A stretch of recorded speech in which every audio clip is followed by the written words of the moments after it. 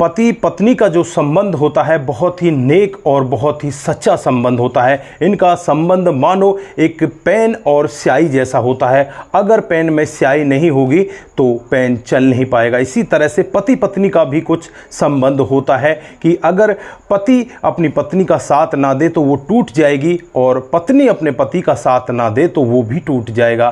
दोस्तों, लेकिन आज की कहानी यहाँ पर बहुत ही विपरीत हो जाती है। एक पत्नी अपने पति के साथ लगातार 12 सालों से रह रही थी, लेकिन 12 सालों में उसने सुख का एक पल भी नहीं जिया था। लेकिन जब पति की मौत हो जाती है तो उसके बाद उसके जीवन में जो भूचाल आता है उसे देखकर पत्नी इतनी ज़्यादा परेशान हो जाती है दोस्तों, वो यहाँ पर उसके जहाँ मैयत होती है, जहाँ पर उसकी मौत होगी, दफनाया गया था, वहाँ पर उसकी कब्र को खोदने लगती है और कहने लगती है कि मैं तुझे जिंदा नहीं छोड़ूंगी। मरे हुए को भी वो मारना चाहती है। आखिरकार पति ने उसके साथ ऐसा क्या किया था? जीते जी तो उसको परेशान किया था, लेकिन मरने के बाद भी कुछ ऐसा उसके जीवन में जहर घोल दिया था जिसकी वजह से पत्नी आज यहाँ पर इतनी परेशान हो जाती है।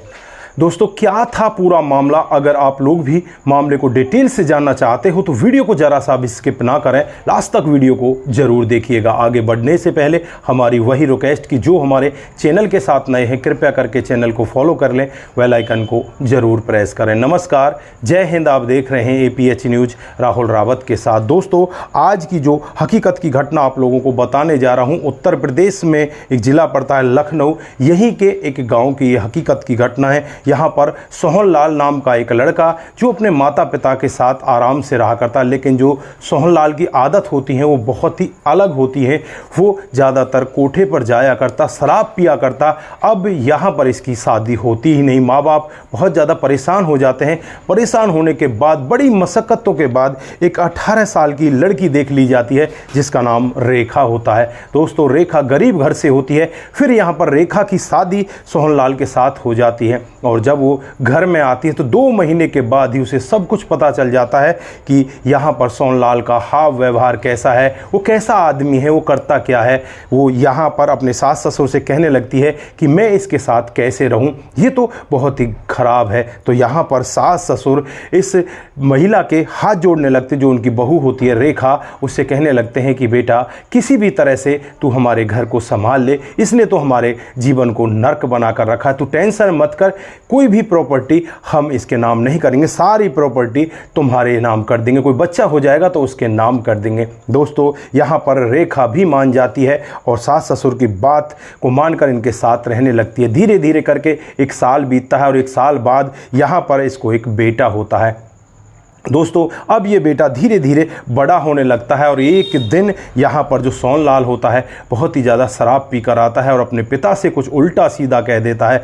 पिता यहाँ पर वो सदमा बर्दाश्त नहीं कर पाते और हार्ट अटैक आने की वजह से पिता की मौत हो जाती है। दोस्तों, अब यहाँ पर पिता तो इस दुनिया से जा चुके थे, जो यहाँ पर उसकी सास होती है वो भी इस सदमे को बर्दाश्त नहीं कर पाती। 8 दिन के बाद उसकी भी मौत हो जाती है। दोस्तों, सास ससुर दोनों के दोनों यहाँ से चले जाते हैं। अब रेखा अकेली रह जाती है और जो सोहनलाल होता है वो तो अब आज़ादी हो चुका था, का मन करता वो वही किया करता। दोस्तों, धीरे धीरे कुछ समय और बीतता है। यहाँ पर जो बेटा होता है वो बड़ा होने लगता है। लगभग आज बेटा 10 साल का हो चुका है और अब यहाँ पर जो रेखा है वो अब सब्जी का, फल का एक ठेला लगाया करती, अपने बेटे को भी साथ ले जाया करती, स्कूल में भी उसे पढ़ाया करती और यहाँ पर सोहनलाल से यही कहती कि जो हमारे घर की ज़मीन बची हुई है बस इसे तो रहने दो, क्योंकि हमारे घर में एक छत तो ऐसी होनी चाहिए जहाँ पर हम रह सकें, बाकी तूने सारा कुछ बेच दिया है, इसको तू हाथ मत लगा देना। तुझे शराब के पैसे चाहिए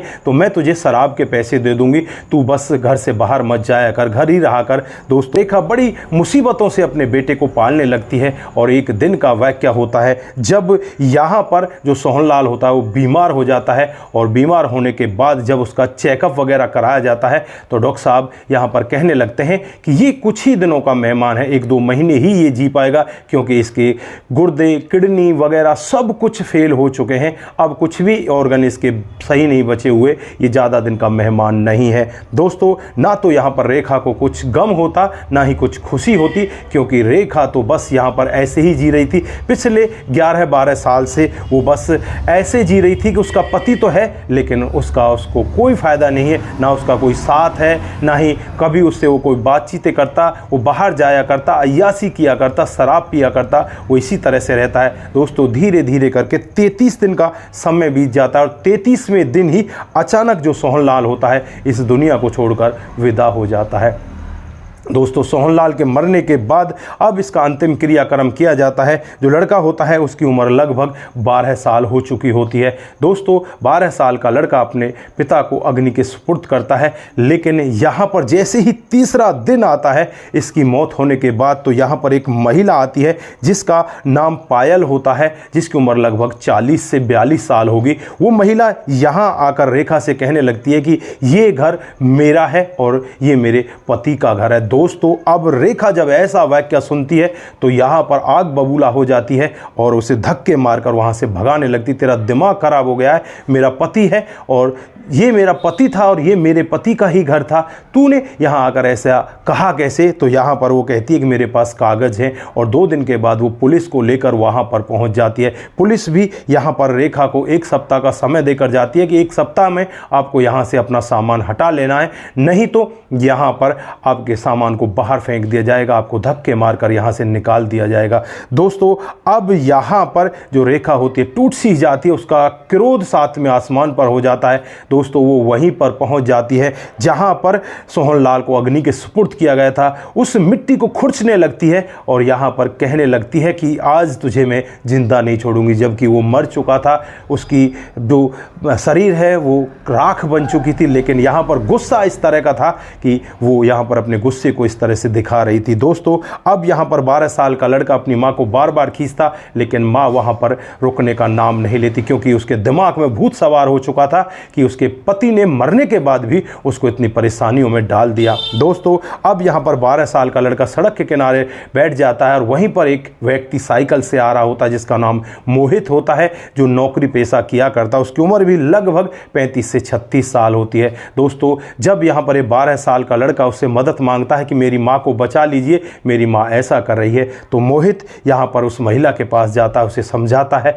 उसे पानी पिलाता है और उसके बाद उसे अपने घर ले जाता है। घर में मोहित के माता पिता होते हैं और माता पिता भी यहाँ पर इस रेखा को समझाते हैं, इसके बेटे को समझाते हैं और घबराइए मत, जो भी कुछ हुआ है, यहाँ पर मोहित का एक दोस्त है एडवोकेट, उससे बातचीत करेंगे और सब कुछ ठीक हो जाएगा। दोस्तों, यहाँ पर फिर मोहित एडवोकेट के पास जाता है, वहाँ पर ये लोग बातचीत करते हैं और मामला कोर्ट में चलने लगता है। इनको उस घर से नहीं निकाला जाता। जो मोहित होता है उसके जीवन के बारे में बातचीत करें तो मोहित की भी काफ़ी दिन पहले शादी हो जाती है। शादी होने के बाद उसकी पत्नी यहाँ पर इनके घर में आ जाती है, लेकिन माता पिता बीमार रहने लगते हैं। बीमारी के चलते हुए जो पत्नी है यहाँ पर पति से कहती है कि या तो तुम्हें मेरे साथ रहना है या माता पिता के साथ रहना है। तो मोहित यहाँ पर अपने माता पिता को चुनता है और वो पत्नी यहाँ पर मोहित को छोड़कर चली जाती है। दोस्तों, मोहित भी घर में अकेला ही होता है, वो अपने माता पिता की सेवा कर रहा होता है।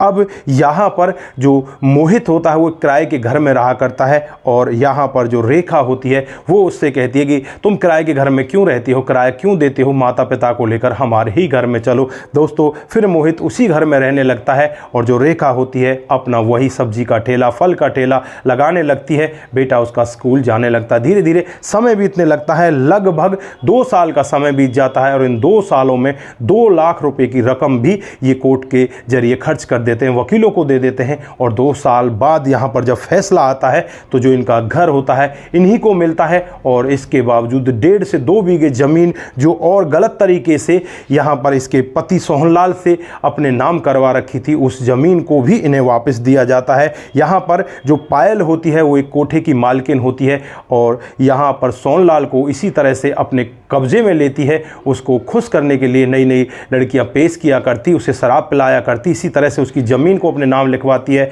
घर को अपने नाम लिखवाती है, उससे बहुत सारे पैसे ऐंठ लेती है, उसके जीवन को बर्बाद करने वाली पायल ही होती है। दोस्तों फिलहाल के लिए यहाँ पर कोर्ट पायल को फटकार लगाता है और उससे यही कहता है कि तुम जैसी औरतों के कारण ही समाज में बहुत ज़्यादा असुरक्षा फैल रही है और ऐसे लोग बहुत ज़्यादा पनप रहे हैं जो ऐसे गरीब लोगों को तंग कर रहे हैं। अगर दोबारा तुमने ऐसा करने की कोशिश की तो तुम्हें जेल के अंदर बंद कर दिया जाएगा। दोस्तों फिलहाल यहाँ पर जो रेखा है उसे उसका घर मिल जाता है, 1.5 बीघे ज़मीन और होती है जो अवैध रूप से उन्होंने ले रखी थी, वो भी रेखा को मिल जाती है। उसकी कीमत लगभग 40 से 50 लाख रुपए होती है। दोस्तों अब यहाँ पर रेखा का जीवन ठीक ठाक तरीके से बीतने लगता है और जो 2 साल बीतते हैं, 2 सालों में रेखा और मोहित भी एक दूसरे के करीब आने लगते हैं और एक दिन ये फैसला लेते हैं क्यों ना हम दोनों एक ही हो जाएं।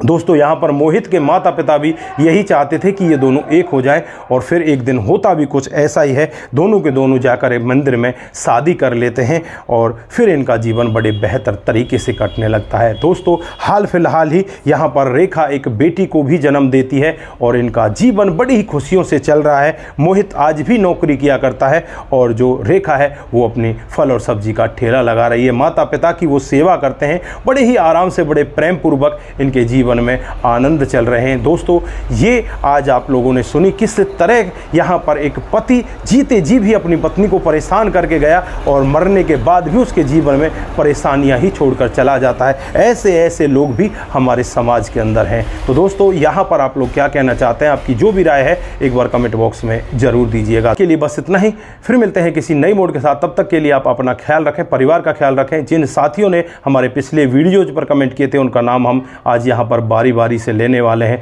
रामचंद्र जी जो राजस्थान से हैं वो लिखते हैं आपकी कहानी बहुत ही सुंदर है, आपका बहुत बहुत धन्यवाद। उसके बाद मलिक अहमद का कमेंट आता है, वो कहते हैं कि आप जो कहानी बताते हैं वो हमारे दिल को छू जाती हैं, आपका भी दिल की गहराई से बहुत बहुत धन्यवाद। अजय ठाकुर जी लिखते हैं आपकी कहानी बहुत ही अच्छी होती है। दोस्तों आप सभी का दिल की गहराई से बहुत बहुत धन्यवाद। Monu Jain ji very nice story. Raghu Rawat आपकी कहानी दिल को छू लेने वाली होती है। कमल चौहान जी लिखते हैं कि आपकी कहानी हमेशा ही हृदय स्पर्शी होती हैं, हर दिन इन कहानियों को हमारे बीच में लेकर आया करो। तो दोस्तों आप सभी साथियों का दिल की गहराइयों से बहुत बहुत धन्यवाद। इसी तरह से आप सभी लोग हमारे साथ बने रहें, इसी तरह से आप लोग हमें प्यार देते रहें। आप सभी का बहुत बहुत धन्यवाद। नमस्कार, जय हिंद,